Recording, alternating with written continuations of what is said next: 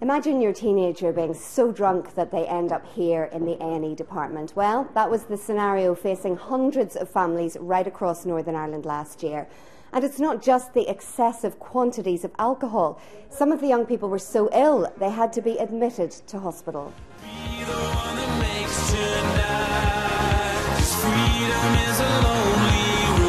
It seems we have accepted that young people will drink, and the authorities' focus is now on how to manage the quantities. And those quantities appear to be getting bigger and bigger.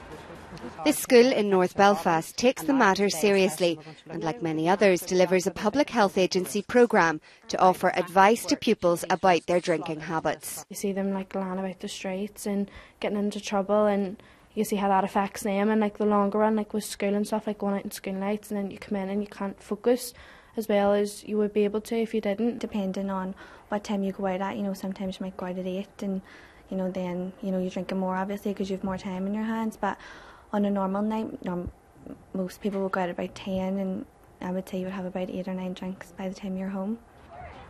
Educating students about units and measures is key, but away from the classroom, the temptation of drinks promotions is never far away. It is hard to say no when maybe you can get a drink for 90p or £1.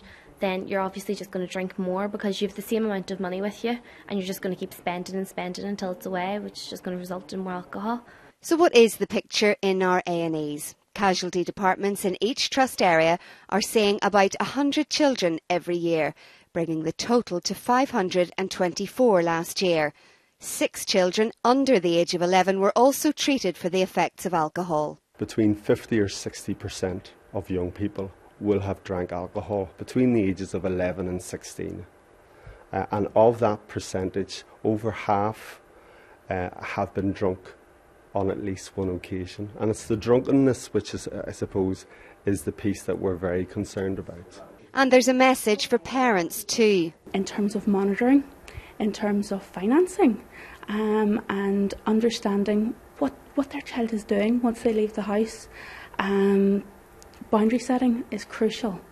Understanding consequences is important for parents. Drinks promotions are still commonplace in our pubs and clubs, and supermarkets are also part of that competitive market.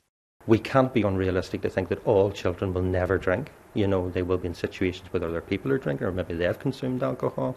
So really it's about a damage limitation in some cases, for some of these children. Well, with me now is Dr. Russell McLaughlin, consultant here at the A&E in the Royal. How worried should we be about this?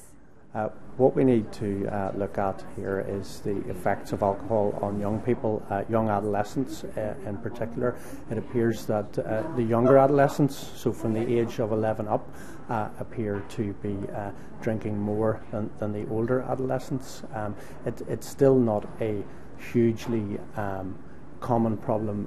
Last year the Trust admitted 113 patients where the primary cause was alcohol intoxication. Those patients aged between 11 and 18. That's actually a relatively small number of patients requiring hospital admission. What you need to appreciate below that is that's the tip of the iceberg. There are a lot of other issues that go along with alcohol intoxication in adolescents, such as injury, hazardous behaviour. It makes them be more likely to be the victim of a crime, makes them more likely to perpetrate a crime, such as a violent crime, or even be a victim of a sexual assault, for example. How drunk would you need to be to have to come to A&E?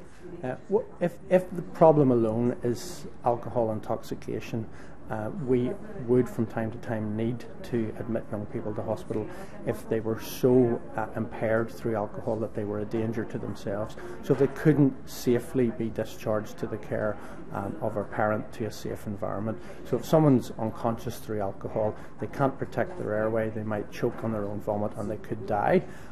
The alcohol will itself work itself out of their system, but the concern primarily would be for their airway. So if we had concerns for their airway or their breathing, or if we had concerns for their general safety, then they would need admitted to hospital for a period of observation. We're seeing younger and younger people drinking. What are the health implications for them? As I say, there are essentially two streams to the health implications. The first stream being the hazardous behaviour on the night. So they are at risk of inhaling vomit, they're at risk of being assaulted, they're at risk of perpetrating crime themselves. So there's the immediate hazardous activity that they're engaged in, and then the longer term effects, there's effects on physical health, mental health, developmental impairment can happen as a result of long-term alcohol use. So there's a short-term implication on the night, and then there's longer-term implications as they grow up.